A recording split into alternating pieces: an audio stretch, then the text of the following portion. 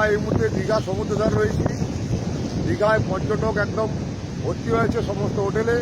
গত পরশু থেকে দীঘাতে পুরো সমস্ত হোটেল ভর্তি হয়েছে। কাল রাত থেকে প্রচুর পরিমাণে বৃষ্টি হচ্ছে।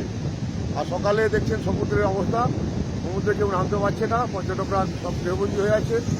আমি সবাইকে অনুরোধ করব যে ওয়েদার খারাপ, নিম্নচাপ তৈরি হয়েছে, এখানে কেউ সমুদ্রে নামবেন না। একটু পরেই জোয়ার হবে, জলোচ্ছ্বাস শুরু হতে পারে।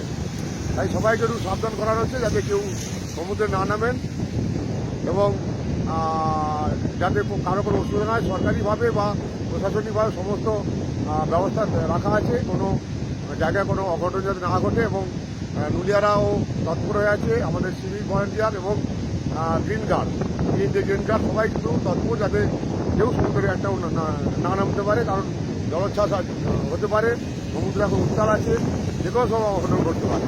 তাই আমি দীঘা শঙ্করপুর হোটেল অ্যাসোসিয়েশনের পক্ষ থেকে সবাইকে আবেদন করবো যাতে এই মুহূর্তে সমুদ্রে কেউ যাবেন না, সবাই সাবধান থাকবেন। আর একটা শুভ দিন, শুভ মহালয়া, শুভ বিজয়া দশমী সবাইকে আমি শুভেচ্ছা জানাই। আমি সুশান্ত পাত্র, সভাপতি, দীঘা শঙ্করপুর হোটেল অ্যাসোসিয়েশন।